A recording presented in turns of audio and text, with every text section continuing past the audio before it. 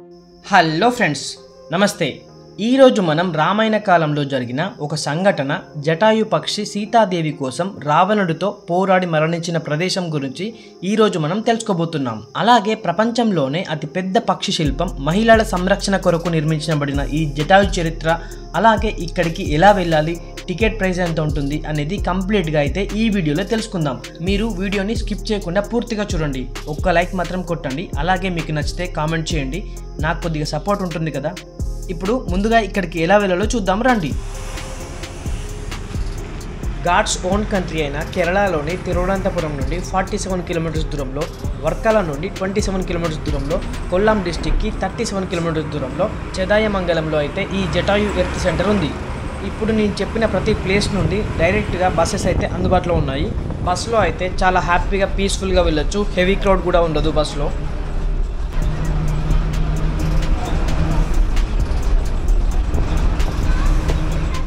అదిగోండి, ఎంట్రీ పాయింట్కి అయితే వచ్చేసాము. ఇక లోపలికి వెళ్దాం రండి.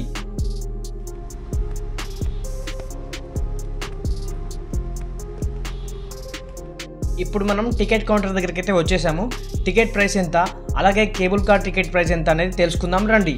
ఎంట్రీ టికెట్ ఒక్కరికి 236 రూపీస్ ఉంటుంది. మీరేమైనా లగేజ్ తీసుకొస్తే మీకు ఇచ్చిన టోకెన్ తోటే ఫ్రీగా ఇక్కడ లగేజ్ కౌంటర్లో పెడతారు.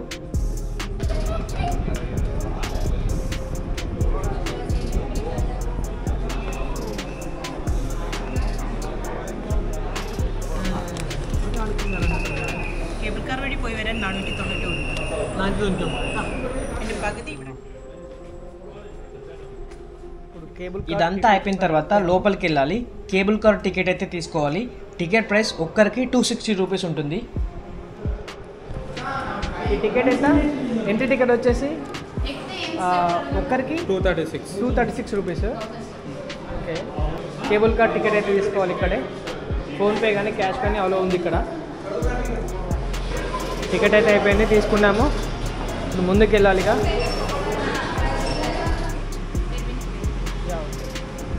అందరినీ ఒకటేసారి అయితే పంపించరు, ఇక్కడ కూర్చోబెడతారు ముందుగా. మీరేమన్నా క్యాంటీన్లో ఇక్కడ ఫుడ్ తినాలనుకుంటే తినొచ్చు.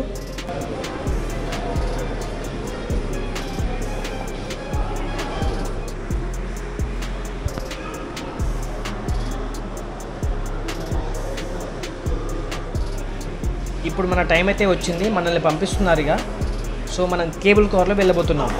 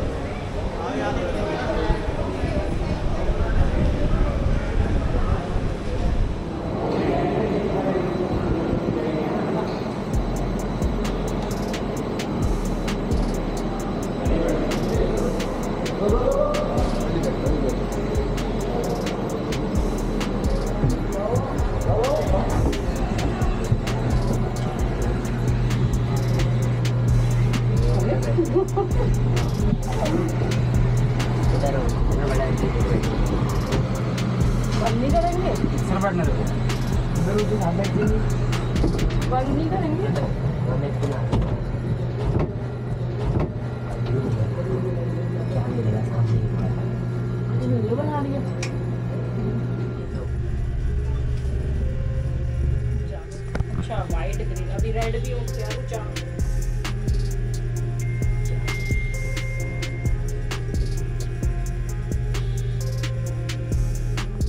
ఇక్కడ హెలిప్యాడ్ సర్వీస్ కూడా ఉంది. ఒక్కరికి 2500 రూపీస్ తీసుకుంటారు. అండ్ ఈ జటాయు కొండ చుట్టూ ఒక సర్కిల్ కూడా వేస్తారంట.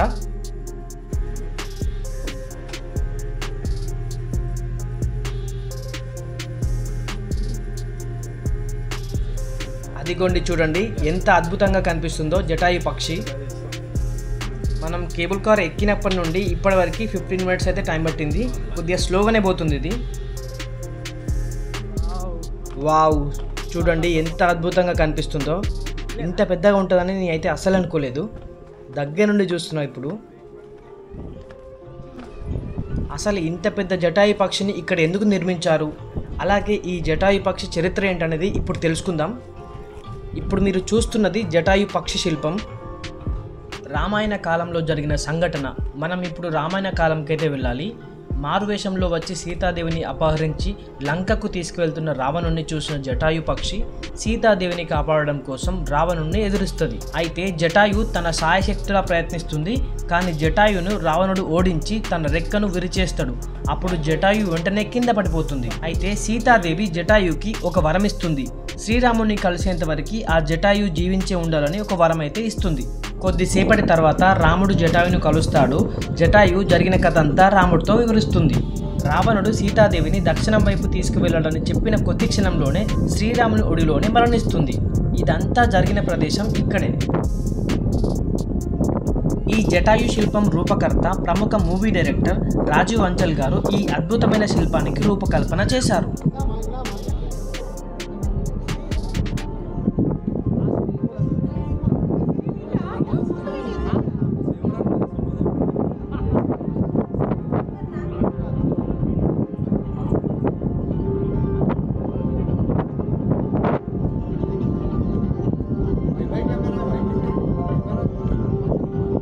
ఈ శిల్పం పక్కనే శ్రీరాముని పాదం అలాగే శ్రీరాముని యొక్క దేవాలయం కూడా ఉంది.